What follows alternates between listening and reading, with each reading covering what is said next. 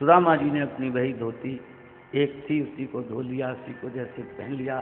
तब तक उन्होंने कहा कि आप मेरे वस्त्र, नए वस्त्र भगवान श्री कृष्ण ने दिए और उनका अपना पीताम्बर पहनाया। भगवान श्री कृष्ण ने नवीन वस्त्र पहनाए। सुदामा जी की धोती का प्रक्षालन इत्यादि हुआ, भोजन प्रसाद हुआ। उसके बाद दोनों मित्र आपस में मिले और जब रानियों को पता लगा कि हमारे प्राणनाथ के कोई मित्र आए हैं, वृद्ध सखा आए हैं, तो सब रानियां वहाँ पर इकट्ठी हो गई। तो भगवान कृष्ण सब वहाँ पर वार्तालाप करने लगे। तो मनोविनोद में भगवान कृष्ण ने कहा, क्या आपने शादी भी की है कि नहीं, बहुत समय हो गया। हाँ, सुदामा जी ने कहा मैंने शादी की है और आपकी भाभी भी है। तो भगवान कृष्ण ने कहा कि तब तो जरूर मेरी भाभी ने मेरे लिए कोई भेंट भेजी होगी।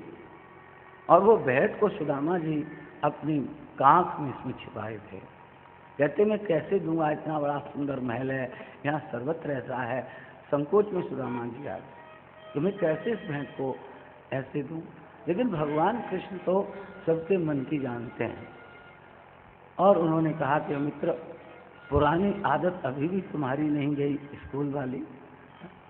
अवश्य तुमने कहीं से छिपा लिया होगा, मेरी भाभी ने जरूर भेजा होगा। और जब ये कहा छिपा लिया होगा तो उन्होंने थोड़ा सा हाथ, आप देखो लोग अनाउंसमेंट करते हैं ना, मैं कभी अनाउंसमेंट से खुश नहीं होता कि आप चैन का ध्यान रखिए, अपनी अंगूठी का ध्यान। तो न कोई सोचता हो तो भी सोचने लगता है कि भाई ऐसा कर लेना चाहिए। तो ऐसे अनाउंसमेंट से मैं तो क्वेश्चन नहीं होता, नहीं करना चाहिए। जो लोग नहीं सचेत होते हैं तो भी सचेत हो जाते हैं। तो इस प्रकार से उनकी बगल में से भगवान कृष्ण ने उस कांख पोटली जो थी खींची, छीना जप्ती में वो जीर्ण तो वस्त्र था ही, वो फट गया, नीचे निकलने। कहते भगवान कृष्ण ने प्रेम में उसको एक मुट्ठी को खा लिया, दूसरी मुट्ठी को खाया, तीसरी मुट्ठी को जब खाने लगे तो रुक्मिणी ने उनके हाथ को रोक दिया कि महाराज आपने एक मुट्ठी खाकर दो मुट्ठी, दो लोग दे दिए, अब तीसरी भी खा लो तो आप, तो हम कहाँ रहेंगे। लेकिन भगवान कृष्ण रुक्मिणी पर बड़े रुष्ट हुए कि तुमने ये मेरा हाथ जो रोक लिया, इससे मुझे बड़ा, मैं संपत्ति क्या, मैं तो लोगों को अपने आप को दे देता हूं। परमात्मा ऐसे करुणालय में है, अकारण करुणालय है कि चीजें क्या चीजें तो वो देते ही नहीं, लेकिन वो अपने आप को भी दे देते हैं। ऐसे परम प्रभु परमात्मा से अगर जीव प्रेम न करे तो किससे प्रेम करे। जहां हम प्रेम करते हैं वो प्रेम है अवश्य, लेकिन उस प्रेम में कभी न कभी न्यूनता अवश्य आ जाती है। लेकिन जो भगवत प्रेम है, परमात्मा का प्रेम है, वो विशिष्ट प्रेम है। बातें चीतें हुई, बहुत आमोद प्रमोद हुआ। जब सुदामा ने पूछा लाला तेरी शादी हुई कि नहीं, भगवान कृष्ण मुस्कुराने लगे कि हाँ। बोले कितनी, तो बोले अभी आपको थोड़ी देर में पता लगेगा कि मेरी शादी तो हुई है, पर कितनी हुई है। तो सुदामा जी का जब भगवान कृष्ण ने चरण पखाड़ा, उनका अर्चन पूजन वंदना किया, तिलक किया, तो उनकी पत्नियों ने कहा कि ऐसे दिव्य ब्राह्मण आए हैं जिनका मेरे पतिदेव ने भी इस प्रकार से किया है। तो उन्होंने कहा भाई हम लोग भी इनकी पूजा करेंगे। तो इस पहले 8 पटरानियों ने उनकी पूजा की। कहते हैं कि ये कौन है। तो भगवान कृष्ण ने कहा कि महाराज मेरी सबकी ये मेरी ही पत्नियां हैं। तो ऐसे कई कथाकार विनोद की भी बातें करते हैं।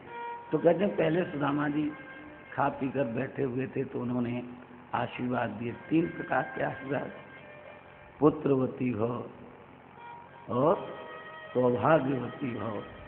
इस प्रकार से उन्होंने 2-3 कहते हैं दिए। और जब देखा ये तो बहुत सारी पत्नियों की लाइन लगी हुई है, तो सुदामा जी थक गए। पुत्रवती भव, सौभाग्यवती भव कहते कहते भव का उनके मुंह से भो निकलने लगा, केवल भो भो। तब उन्होंने कहा अरे लाला ये तो बहुत हैं भाई, मैं तो व्रत हो चुका हूँ, ये सब कैसे काम चलेगा। तो बोले सबको कहा कि भाई तुम एक जगह सब इकट्ठे हो जाओ और वहीं से प्रणाम कर लो, सबका प्रणाम स्वीकार हो जाए। इस प्रकार से सुदामा जी जब चलने लगे तो कहते हैं कि सुदामा जी ने जो कन्हैया ने अपना पीताम्बर वगैरह दे दिया था वस्त्र बदलने के लिए, सुदामा ने अपनी धोती पहन ली और उनको उतार दिया। सुदामा ने सोचा कि भाई मैं तो अपने वहीं रहूँगा, निर्धन ब्राह्मण हूँ, और इनको पहनकर कहीं मेरे मन में इस प्रकार का घमंड अधिकार न कहीं पैदा हो जाए, न कहीं अहंकार पैदा हो जाए। मैं जैसे पहला था वैसे ही मुझे रहना चाहिए। इस भाव से उन्होंने वहाँ पर उनके वस्त्रों को भी उतार दिया और श्री सुदामा जी वहाँ से विचार करते हुए चलने लगे। सोचे कि अच्छे रहा, कन्हैया ने मुझे कुछ दिया नहीं, ये भी अच्छा किया जानबूझकर। कन्हैया बहुत समझदार है, अगर मुझे कुछ देता तो मुझे उसमें संसार के उन भोगों में मैं भी फंस जाता। कन्हैया हमारा बहुत समझदार है।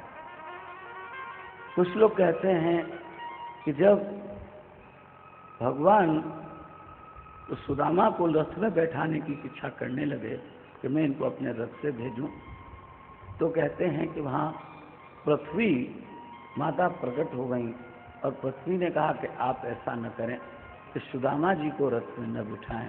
बोले क्यों? कि ऐसे सुदामा जैसे ब्राह्मण जो निरंतर भगवान के भजन में रहते हैं, इनके चरण स्पर्श अगर इस धरा में पृथ्वी पर होते रहते हैं तो धरा प्रसन्न होती है और इसके समस्त पापों का शमन होता रहता है। इसलिए प्रभु सुदामा जैसे संत, सुदामा जैसे भक्त, इनके श्री चरण का स्पर्श अगर उसमें होता रहता है तो पृथ्वी माता कहती महाराज मेरी कल्याण की निरंतर संभावना रहती है। कहते भगवान ने फिर अपने रथ में उन्हें बैठाने का संकल्प मन में जो था वो छोड़ दिया और सुदामा जैसे आए थे वैसे ही चले। अब जब सुदामा जी कहते हैं जब अपने नगर में पहुंचे तो जहाँ उनकी झोपड़ी वगैरह थी वहाँ देखा सुंदर सुंदर महल खड़े। सुदामा मंदिर देख डरियो। तो ये क्या हुआ कि हमारी यहाँ झोपड़ी थी छोटी सी और हमारे यहाँ से चले जाने से किसी ने इस पर भी कब्जा कर लिया, किसी बिल्डर ने, और बड़ा सा यहाँ पर ये सब चीजें बना दी। इतने में सुदामा जी बेचारे परेशान होने लगे। तब तक उनकी पत्नी की नज़र सुशीला, उनका नाम था, बढ़िया। उन्होंने देखा अरे दे उनकी दासियों को भेजा, जाओ उनको पास जाओ, बुलाओ बुलाओ। दासी गई, अरे पंडित जी आप कहाँ जा रहे हैं? यह आपका ही घर है? हमारा घर है। हाँ, यहाँ तो झोपड़ी थी, ये थी। घर सुदामा जी आए, उनकी पत्नी बहुत सुंदर वस्त्र धारण किए हुए, आभूषण सोना चांदी और उनकी सारी दरिद्रता दूर कर दी।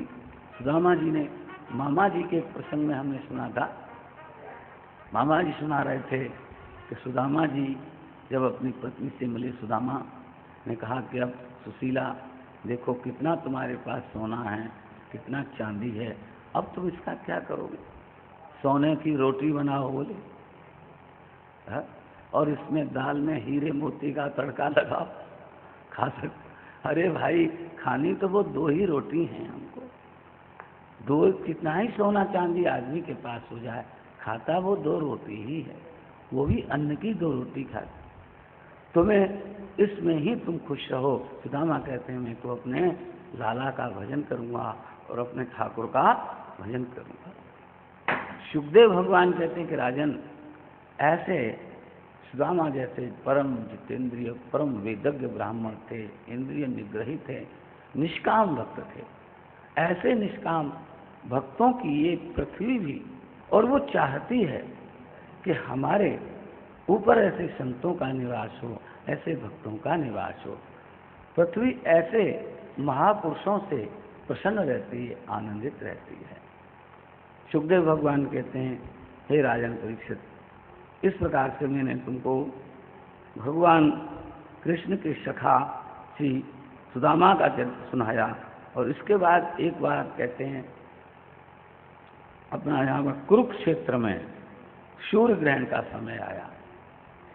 सूर्य ग्रहण का जब समय आया तो भगवान कृष्ण और ये सब लोग सूर्य ग्रहण पर कुरुक्षेत्र में आए और वहीं पर सारे ब्रजवासी, नंद बाबा, यशोदा मैया, सारे ब्रजवासी भी कुरुक्षेत्र में सूर्य ग्रहण पर वहाँ पर इकट्ठे हुए। वहाँ पर इन सब का एक बार मिलन हुआ। जब मिलन हुआ नंद बाबा और वसुदेव महाराज का भी वहीं मिलन हुआ, यशोदा मैया, देवकी इत्यादि का वहीं मिलन हुआ। वहीं भगवान कृष्ण और गोपियों का भी वहीं मिलन हुआ। वहीं पर श्री राधा रानी का जब इन पांडवों की जो स्त्रियाँ द्रौपदी थी जो थी, उसको भी पता लगा कि यहाँ श्री राधा रानी जी भी आएंगे हैं, तब कहते हैं ये भी उनसे जब मिलने की गर्भ संहिता में इसका बहुत अच्छा वर्णन मिलता है। और जब श्री राधा रानी के रूप और स्वरूप को इन लोगों ने देखा, उनकी जो राधा रानी की जो अंतरंग सखियाँ थीं उनको देखा, जब उनके पांडाल में उन्होंने प्रवेश किया तो उन्हें ऐसा लगा कि मान लीजिए जो दास दासियाँ यही राधा रानी हैं। जब उन्होंने पूछा कि आप ही राधा, नहीं हम तो उनकी सेविका हैं। जब उन्होंने देखा कि अरे राधा रानी कृष्ण, भगवान कृष्ण की जो पत्नियां थीं, उन्होंने भी जब देखा कि जब राधा रानी को देखा जाकर जहाँ अंतर उसमें जहाँ बैठी हुई थी, तो उनको देखकर सबका मान भंग हो गया। राधा रानी तो परमात्मा के हृदय की आह्लादनी शक्ति हैं, अचिंत्य शक्ति हैं। उनको देख करके सबको बहुत राधा रानी का वहाँ दर्शन हुआ। वहीं भगवान कृष्ण का भी संवाद हुआ। इधर जब द्रौपदी और भगवान कृष्ण की पत्नियां मिली तो उनमें भी बहुत अच्छा संवाद हुआ। सब ने आपस में चर्चा हुई, तुम्हारा विवाह कैसे हुआ, तुम्हारा विवाह कैसे हुआ, तुम्हारा विवाह कैसे हुआ। जब आपस में सहेलियां मिलती हैं तो अनेक प्रकार की चर्चाएं उनमें होती हैं। तो उन सब ने एक दूसरे से पूछा भाई, तो सब ने अपने विवाह की चर्चा सुनाई कि भाई हमारा विवाह ऐसे हुआ, हमारा विवाह ऐसे हुआ। द्रौपदी ने भी बताया हमारा विवाह ऐसे हुआ। तो उसमें कुरुक्षेत्र में एक बार सबका वहाँ मिलन हुआ। सुखदेव भगवान कहते हैं कि वहाँ पर कुरुक्षेत्र में सब लोग मिले, श्री कृष्ण का ब्रजवासियों से वहीं मिलन हुआ। जब लौटकर कुरुक्षेत्र से सब लोग अपने अपने घरों में आए, तब एक दिन माता देवकी ने कृष्ण से कहा कि प्यारे कृष्ण पुत्र, तेरे 6 भाइयों को जो कंस ने मार दिया था, हमने सुना है कि तुमने गुरु दक्षिणा में अपने गुरु महाराज के पुत्र को ला करके दिया। हम चाहते हैं कि तुम अपने भाइयों को भी लेकर के आओ और हमें उन्हें दो, कि हमें उनकी याद आती है जिस दुष्ट कंस ने उनका वध कर दिया था। भगवान कृष्ण और बलराम ने सुतल लोक से ला करके उनके 6 पुत्रों को वापस किया, जिससे माता देवकी को बहुत ही आनंद हुआ। उसके बाद श्रुतदेव और बहुलाश की कथा का यहाँ वर्णन आता है। 2 नाम के ब्राह्मण थे, दोनों ही परम भागवत भक्त थे और भगवान दोनों के यहाँ एक ही बार, अब सोचा भगवान जिसके यहाँ पहले जाएंगे वो तो खुश हो जाए, अब जिसके यहाँ दूसरे देर में जाएंगे वो मन में दुखी हो। और सेवक एक ही गांव में रहते हैं और दोनों ने एक ही बार निमंत्रण किया और दोनों ही परम भगवत भक्त हैं। भगवान ने सोचा, क्या सुखदेव भगवान कहते हैं मैं भी उनके साथ में था, जब भगवान जा रहे थे तो मैं भी उनके साथ में था। तब भगवान ने सोचा मैं क्या करूं एक साथ। तो कहते हैं भगवान ने 2 स्वरूप धारण कर लिए, एक के वो 2 हो गए और दोनों के यहाँ एक ही समय में भगवान गए।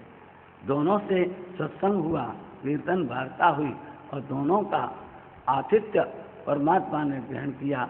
और वहाँ सत्संग वगैरह के बाद में भगवान श्री कृष्ण ने श्रुतदेव और बहुलाश दोनों ब्राह्मणों का उन्होंने उनको संतुष्ट किया अपनी कृपा और दर्शन देकर के। जय जय श्री राधे। इसके बाद बृकासुर की कथा आती है। सुखदेव भगवान ने कहा कि राजन, भगवान शंकर आशुतोष भगवान शंकर हैं, शीघ्र प्रसन्न हो जाते हैं और जो भगवान शंकर की आराधना करता है, कहते हैं भगवान शंकर शीघ्र शीघ्र फल देने वाले हैं, शीघ्र शीघ्र प्रसन्न हो जाते हैं। बोले बड़े भोले हैं भगवान शंकर, लेकिन आप विष्णु की आराधना करो, कृष्ण की आराधना करो। तो भगवान कहते हैं पहले मैं उसका सब छीन लेता हूँ। भगवान शिव की आराधना करने से शीघ्र प्रसन्न हो जाते हैं। और भगवान विष्णु की आप करें, नारायण की करें, कृष्ण की करें, तो बोले पहले ये सब कुछ छीन लेते हैं। तो आदमी डर जाता है, और डर जाता है तो भगवान की साधना छोड़ देता है।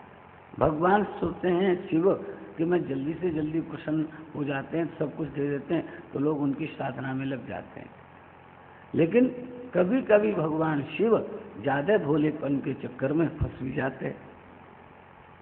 भगवान प्रार्थना लेते हैं, परीक्षा लेते हैं, और सब कुछ छीन लेने के बाद भी और भक्त अगर उनमें लगा रहता है तो भगवान उसको अपनी भक्ति देते हैं, अव्याहत भक्ति देते हैं, और उस पर परम कृपा भी भगवान करते हैं, जो कृपा निरंतर बनी रहती है।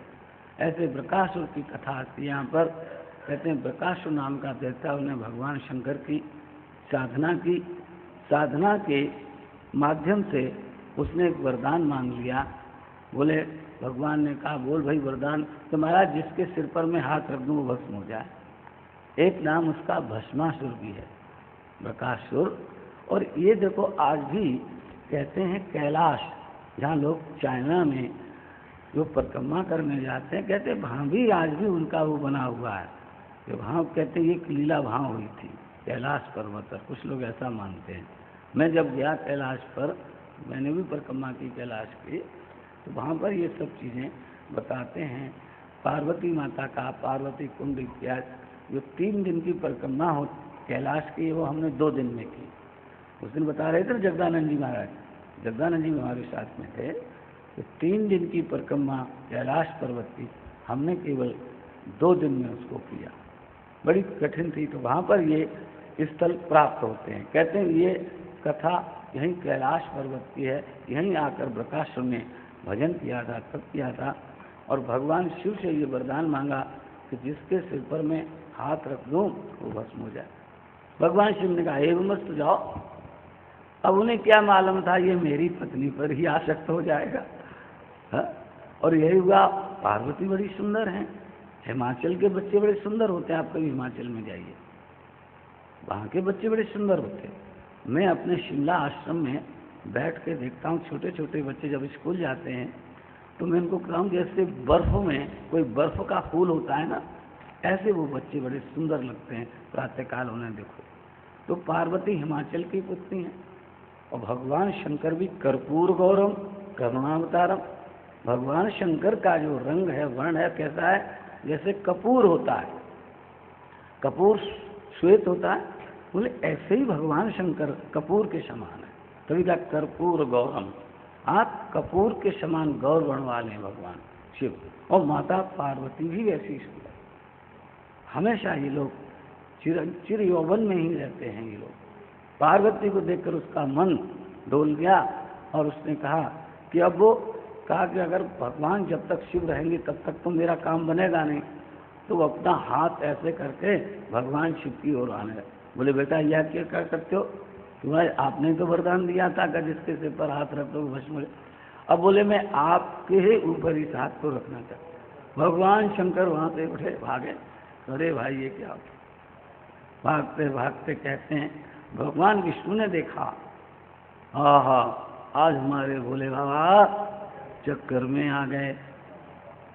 और भगवान विष्णु बड़े होशियार हो, सारे काम भगवान विष्णु बनाते हैं। वो क्या किया, उन्होंने सुंदर सा बटुक का स्वरूप बना लिया। भगवान विष्णु ने पंडित बन जाते हैं, बटुक बन गए। भगवान तो मायापति हैं, अपना स्वरूप इतना सुंदर बना लिया कि उसको बृकासुर जो हाथ ऐसे क्यों जा रहा था, भगवान शंकर आगे आगे जा रहे थे, तो बटुक ने आओ ठहरो ठहरो ठहरो, कहाँ जा रहे हो, कहाँ भाग रहे हो, बड़े परेशान हो। पहाड़ों में इतनी तेजी से नहीं भागा जाता भाई, यहाँ तो अप डाउन करना पड़ता है, थक जाओगे। क्या बात है बोलो। तो इतनी सुंदर सुंदर बातें की बटुक भगवान ने कि बोले अरे तुम्हें नहीं मालूम? बोले क्या? कि बोले मैं भगवान शंकर के सिर पर हाथ रख रहा हूँ कि ये मुझे वरदान मिला है। क्या? कि जिसके सिर पर हाथ रख दूंगा बोले तुम भस्म हो जाओगे वो। और उनकी पत्नी बड़ी सुंदर है महाराज। हमने सोचा कभी इन्हीं के सिर पर हाथ रख। तो बोले यार तुम भी भगवान भोले की तरह बिल्कुल भोले ही हो। बोले वो कैसे? बोले तो भांग धतूरा खाते पहले तुम्हें परीक्षण तो करना चाहिए कि इनका वरदान सही भी हो सकता है कि नहीं हो सकता। तो वो चकरा गया। तो बोले इसका परीक्षण कैसे करें? भगवान कार्य और क्या परीक्षण के, पहले तुम अपने सिर पर ही ऐसे हाथ करके देखो। और वो भगवान की माया में आ गया और जैसे ही उसने ऐसे किया वो भस्म हो गया। तो सुखदेव भगवान ने कहा कि हे राजन परीक्षित, भगवान शिव जल्दी शीघ्र प्रसन्न हो जाते हैं, पर कभी कभी इस प्रकार से अपने ही जाल में वो फंस जाते हैं। लेकिन भगवान विष्णु शीघ्रातिशीघ्र प्रसन्न नहीं होते, भक्त की परीक्षा लेते हैं। सबसे पहले उसका जो कुछ है वो सब हरण कर लेते हैं। माया, मत्ता, लोग, ये जितने भी उसके प्रेमी संसार में होते हैं, जहाँ जहाँ उसे भगवान को लगता है इसका प्रेम है, उसको भगवान पहले छीनते हैं, पहले उसको हटाते हैं जिसका प्रेम सबसे पहले जहाँ उसका होता है।